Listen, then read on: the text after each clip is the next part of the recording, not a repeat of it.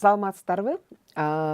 Биздин сыны жүгүртүү усулдары деген темада курсубузду улантабыз. Эң башынан бери айтып келе жатабыз, негизи адамды ой жүгүртүүгө үйрөтүү бул эң чоң нерсе. Бир акылмандын айтканы бар, цивилизациянын эң башкы жетишкендиги бул адамды ой жүгүртүүгө үйрөтүү экен да. Биз курстун башында эле айтып келе жаткандай, азыркы кезде ушу замандын талабына ылайык окутуу процессин уюштурууда окуучулар болобу, студенттер болобу жөн гана даяр билимди берип койбостон, аларды өз алдынча ой жүгүрткөнгө, алган маалыматтарын мындай сын ой менен баалап, ошону таразалап, ошого керектүүсүн алып, өздөрү жыйынтык чыгарып, өздөрү чечим кабыл алгандай кылып үйрөткөнгө, бул биздин окутуу процесстери ошого багытталышы керек. Себеби деген азыркы кезде мектептер дагы, жогорку окуу жайлар дагы жалгыз гана маалымат булагы, жалгыз гана билим булагы эмес. Азыр ар түрдүү булактар көп. Интернеттен баштап башка ар түрдүү маалыматтарды биз алып турабыз. Ошондуктан негизгиси өсүп келе жаткан жеткинчектерди, аты улуураактагы адамдар дагы кээ бир учурда мындай өз алдынча ой жүгүрткөнгө үйрөтүү бул өтө маанилүү болуп эсептелет. Бүгүн дагы ушундай максатка жооп бере тургандай бир окутуунун бир нече усулун карайбыз. Алардын бири бул туура же жаңылыш ырастоолор деп аталат. Сын ой жүгүртүү усулдарында бул дагы аябай жандуу, балдарды окуу процессине активдүү катышууга тартууда аябай чоң жардам бере турган көмөкчү ыкма болуп эсептелинет. Муну качан колдонсо болот? Биз башкы сабактарда айтып кеткендей, окутуу процессинин 3 негизги баскычы бар. Ошолордун алгачкы баскычында муну көп колдонсо болот, чакырык баскычында. Кантип колдонсо болот? Албетте, ар бир сабакка, ар бир ыкманы колдонгонго мугалим алдын ала даярданат. Ошол эле сыяктуу бул туура жана жаңылыш ырастоолорду колдонуш үчүн дагы мугалим даярданып алышы керек. Мисалы, белгиленген тема боюнча тексттин мазмуну болобу, же бир ой жүгүртүүгө бир тапшырма берилеби, ошол бир теманын тегерегинде кайсы бир ырастоолорду алдын ала даярдап алышы керек. Оозеки даярдап алса болот. Техникалык жана башка убакыт жана мүмкүнчүлүктөрүнө жараша мугалим кагаз баракчаларга жазып алса болот, же болбосо класстагы тактага жазып койсо болот. Ал жерде ырастоолор түрдүү болушу керек. Берилген тема, белгиленген бир маселе боюнча ырастоолор туура ырастоолор болушу керек. Жана айрымдары жаңылыш ырастоолор болушу керек. Окуучуларга сунушталат. Канча бир убакыттын ичинде окуучулар ар бирин карап чыгып, өз алдынча карап чыгып, туура же туура эмес экендигин белгилеп алышат. Адатта туура дегенге кошуу белгисин коет, туура эмес дегенге кемитүү белгисин коюп койсо, же башка өзүлөрү каалаган белгини алдын ала мугалим сунуштайт, же окуучулар өзүлөрү тандап алат, ошону коюп чыгышат. Андан ары экинчи, окуучулар белгилүү убакыттан кийин айтышы керек. Мисалы, мен муну туура эмес ырастоо деп эсептейм жана эмне үчүн, мындай негиздүү өзүнүн далили менен өзүнүн жообун бериши керек да. Бул жалпысынан алганда бул ырастоону колдонуунун жолу. Андан ары кантип иштөө улантат? Экинчи баскычта баякы ырастоолор боюнча окуучулардын берген баалары туурабы же туура эмеспи кантип текшерсе болот? Биринчи текст берилет балдарга. Кагаз жүзүндө текст, видео текст болобу, же мугалим аудио материалды сунуштайбы?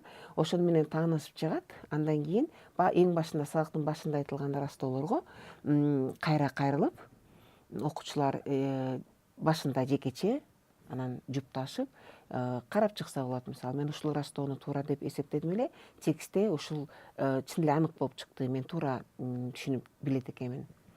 Мен бул ырастоону жаңылыш, бул туура эмес деп айттым эле, мен жаңылып алыптырмын, көрсө мындай турбайбы, бул ырастоо туура экен деп өзүлөрү мындай баа берип алышат. Анан жалпы класста талкууласа болот ар бир ырастоого токтоп, себеби ал темага байланыштуу, мугалимдин ушул сабакка койгон максатына жетишүүнүн ушул жолу болуп эсептелинет. Ошон үчүн бул ишти ар бир ырастоолорду карап чыгып, анан акырында жыйынтык чыгарса болот. Демек, бул темадан эмнени билдик, бул тема боюнча биз эмнелерди айта алабыз. деп. Анан үй тапшырма катары же өз алдынча иш катары албетте мугалим алдын ала ойлонуп алган планы боюнча кайсы бир иштин түрүн балдарга тапшырса болот. Туура жана же жаңылыш ырастоолор ыкмасын колдонуудагы эмне артыкчылыктар бар? Биринчиден, адаттагыдай эле балдардын буга чейинки тажрыйбасына, билимдерине таянып иштей алып барабыз да. Бул аябай маанилүү нерсе, себеби деген бала өзүнүн турмушундагы болуп аткан нерсени мектептен сырткары, жогорку окуу жайынан тышкаркы өзүнүн башынан өткөрүп жаткан нерсени, алып аткан тажрыйбасын, алып аткан билим көндүмдөрүн ошо окууга байланыштыра алгыдай болушу керек. Ошону ошо окуу менен менин калган жашоомда байланыштуу экен деген сезимдин калыптанышы балада өтө маанилүү нерсе. Себеби деген баланын мектептеги же болбосо окуу жайдагы жашоосу менен калган жашоосун ажыратып айырмалап салганга болбойт. Бул бир бүтүн нерсе, бул бир адамдын тегерегинде болуп аткан нерсе. Бул жеке инсандын калыптанышкан процессинде окутуу процесси бир гана бөлүгү болуп эсептелет, ошого таасир кыла турган. Ошондуктан балдардын тажрыйбасына, балдардын мурдатан билгендерине таянуу, ошондон ары улап кетүү окууну, ошондон ары ошону өрчүтүү, ошону оңдоп түзүү бул аябай балдардын психологиялык дагы, жеке инсандык дагы калыптанышына өтө маанилүү нерсе болуп эсептелет да. Экинчи анан бул дагы мугалимдерди бир бөтөнчө бир башка дүйнөдө жашаган адамдар катары эмес, бул мугалимдер дагы ошо балдардын тегерегиндеги курчап турган жакын адамдарга кире турган, ошолордун айлананын чөйрөсүндө жүргөн адам экен деген мындай жакындыгын көрсөтө турган дагы ыкма да. Ошол дайыма балдардын билгенине таянып, ошолордун тажрыйбасын сурап, ошолордун мурдатан уккан көргөндөрүн улам кайрылып туруп, бул аябай адамдардын да мындай инсандыктагы жакындатууга да аябай чоң жардам берет. Экинчиден, бул балдарды ошол темага кызыктырат да, кызыктырганга да жакшы ыкма да. Себеби мен анча мынча бир аз билген нерсе жөнүндө бир кайсы бир жерде сөз болуп кетсе, тема козголуп кетсе, албетте мен ага кызыгып катышып кетем да, аралашып кетем магачы. Эгерде мага кызыкпаган, мен мурдатан билбеген нерсе болсо, мен ага эч качан кызыга албайм жана эч качан ага таяна албайм. Ошондуктан балдардын темага кызыктырууда бул өтө маанилүү болуп эсептелет да. Жана туура же жаңылыш ырастоолорду ушул ыкманы колдонууда кандай натыйжаларды берет? Биринчи, мугалимдер бул ыкманы колдонуу менен балдардын активдүү иш аракетине жетише алат. Башкага көңүл бурбай, сабакка көңүл бурбай башка нерсеге алаксып кетүү деген болбойт бул жерде. Себеби деген алардын билим тажрыйбасы жөнүндө болуп атат да, аларды темага кызыктырдык да, аларга тааныш тема турбайбы, болчу аларга жакын турган тема турбайбы. Экинчиден, балдар өз алдынча ой жүгүртүү көндүмдөрүн дагы өрчүтөт. Бирөөнү гана ээрчип эмес, бирөөнүн айтканы менен гана эмес, өз алдынча суроо берилди да, ошого өз алдынча ой жүгүртүп, өзүнүн оюндагысын таразылап, ошого жооп берет. Үчүнчү дагы керектүү маалыматты өз алдынча өздөштүрүү мүмкүнчүлүгү алынат. Негизи бул техникалык жактан аябай ыңгайлуу нерсе. Себеби деген дайыма мектепте болобу, окуу жайларда болобу, негизи убакытты үнөмдөө, убакытты башкаруу аябай чоң нерсе да. Ошондуктан балдар канчалык өз алдынча иш кылса, бөлүнүп алып топтор менен жупташып иш кылганда, бул аябай өтө маанилүү да, убакытты да үнөмдөгөнгө. Дагы натыйжасы бул балдардын кептик көндүмдөрүн өрчүтөт. Себеби деген берилди чоң кандай бир суроо, кандайдыр бир идея ташталды, ошого бала өзүнүн оюн сөз менен мындай калыптандырып, сөзгө айлантып, мындай бир кеп, мындай бир бүтүн кеп түрүндө ошону элге мындай классташтары, курсташтарынын алдында таштап, ошону өз ара маектешүү, суроо жооп иретинде пикир алмашууда дагы ошо өзүнүн кептик көндүмдөрүн өрчүтүп алат. Бир мисал келтирелик, мисалы туура жана жаңылыш ырастоолор.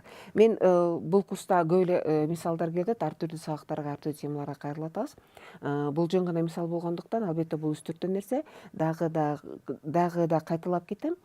Ар бир мугалим өзүнүн берген сабагына чебер да туурабы, ошондуктан ар өзүнүн сабагы, өзүнүн темасына байланыштуу бул мисалдарды тереңдетип, бул мисалдарды тагыраак, кененирээк өзүнүн балдарына ылайыкташтырып түзө алат да. Бул жерде мисалы адабият сабагы Чыңгыз Айтматовдун чыгармачылыгы мисалы. Мисалы окуучуларга сабактын алдында жүзү кайталоо учурунда бышыкташ керек. Ошондо сабакты баштаардын алдында мындай ырастоолорду таштайбыз да. Чыңгыз Айтматов улуу ата мекендик согуштун баатыры. Биринчиси. Экинчиси, Жамиля повести согуш мезгилинде элдин турмушун баяндаганы менен чыгарманын өзөгүн махабат темасы түзөт, мисалы. Үчүнчү ырастоо Сейит бул Жамилянын бир тууганы жана башка. Ошол сыяктуу ырастоолорду балдарга берсе болот. Жана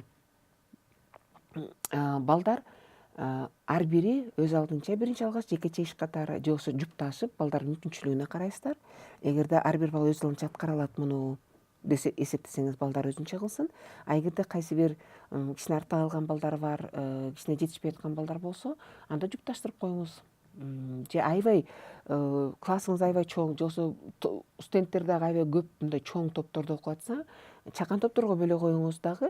Анан кана ушул ырастоолорду кайсынысын туура дейсиңер, кайсынысын туура эмес дейсиңер, жана эмне үчүн, кайдан билесиңер, эмнеге таянып айта аласыңар. Мисалы, Чыңгыз Айтматов Улуу Ата Мекендин согуштун баатыры. Эмне үчүн ал Улуу Ата Мекендин согуштун баатыры? Кайдан билесиңер, кайсы ырастоолор бар мисалы. Же болбосо эмне үчүн ал Улуу Ата Мекендин согуштун баатыры эмес мисалы. То есть бул туура эмес.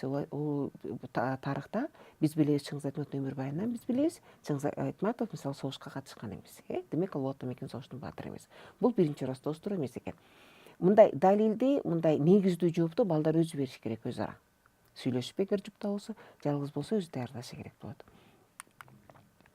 Туура жана жаңы ырастоолорду дагы кайсы жерде колдонсо болот. Албетте башында айттык, негизи бул сабактын башында негизги темага өтөөрдөн мурун ырастоолорду берип, анан балдардын мурдатан билгендерин, алган тажрыйбаларын текшерип, ошого таянып, андан ары сабакты улантса болот дегенбиз да.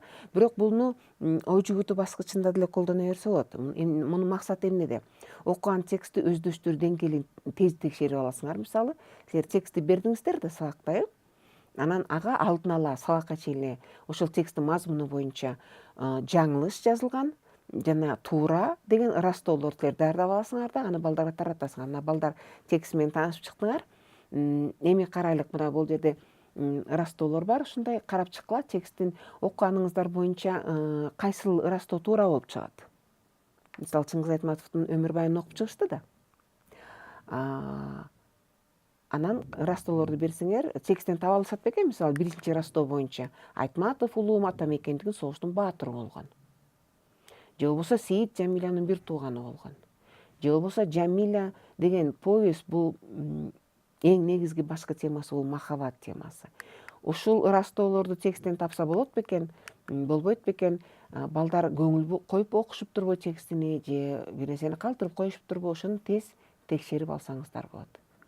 Анан ошол ырастоолорду талдоонун негизинде силер андан ары ой жүгүртүп, андан ары жыйынтык чыгарсаңыздар болот.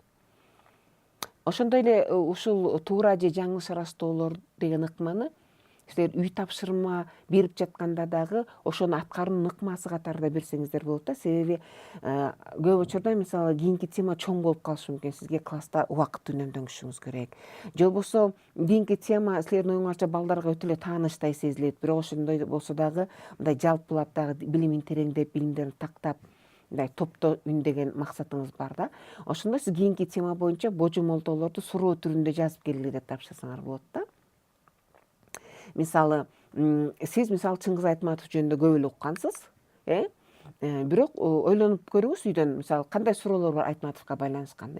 Айтматов мисалы туулган жылын билесиздер, а бирок согушка катышканбы, анда баатыр болгонбу, кайсы жерде согушкан, туурабы? Жамиля деген чыгарманын мисалы киносу бар, согуш жөнүндө көрсөтөт, негизги темасы эмне? Негизи Айтматов бул чыгармада эң биринчи кезде эмнени айткысы келген?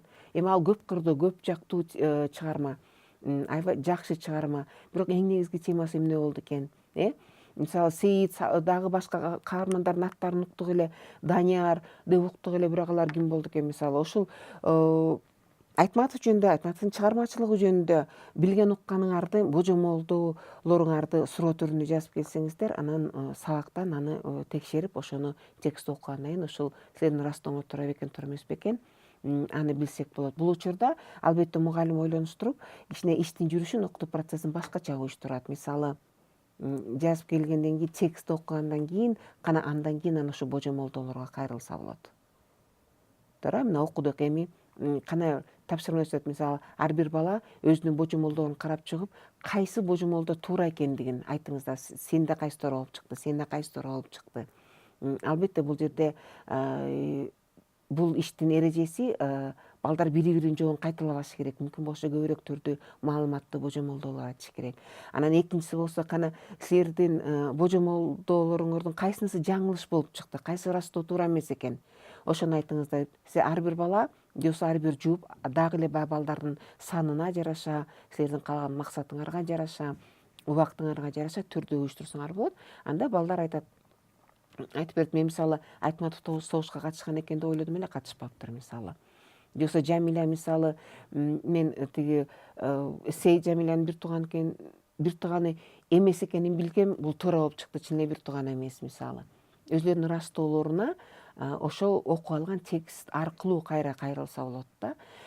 Мунун дагы максаты бул ошо алдыдагы темага, боло турган темага балдардын көңүлүн буруу, ошого мындай кызыгуусун жаратуу, баягы өзүнүн мурдатан билгендерин жандандыруу. Себеби деген баягы эгерде окуучу эле эмес, мисалы мен деле эгер мага билген эле бир нерсени бирөө айтып берсе, мисалы мен деле тажайм да туурабы, тажатма болуп кетип, анысы деле билем аны дейм да туурабы, кол шилтеп. Андыктан балдарга дагы айрыкча ушул Айтматов жөнүндө көп эле нерсе билет болуш керек, же болбосо билбейм, өсүмдүктөр жөнүндө көп эле нерсе билет болуш керек, мисалы ботаника сабагы болсочу. Ошентип ойлосоңор, алдын ала ушундай тапшырма берип койгула. Анда балдар аябай кызыгуу менен айтып берип, анан баягы текстти окуганда кызыгып окуйт. Баягы эле кезектеги эле тажатма текст эмес, кана кандай экен, мен момунтип ойлодум эле, кана текшерип көрөйүнчү деген кызыгуу пайда болот да. Балдар негизи окуптуу процессине жандуу тартуу, жандуу кызыктыруу, өзлөрүнүн чыныгы билгени, өзлөрүнүн мындай жеке инсандык кандайдыр тажрыйбасы менен байланыштыруу, ошолорду өзара катыштыруу аябай сабактын кызыктуу болушуна сабактын пайдалуу жана эң негизгиси натыйжалуу болушуна аябай чоң жардам берет да. Ошентип балдарды өз алдынча ой жүгүртүүгө багытталган дайыр ыкмалардын бири туура жана жаңылыш ырастоолор болду. Көңүл бурганыңыздарга рахмат.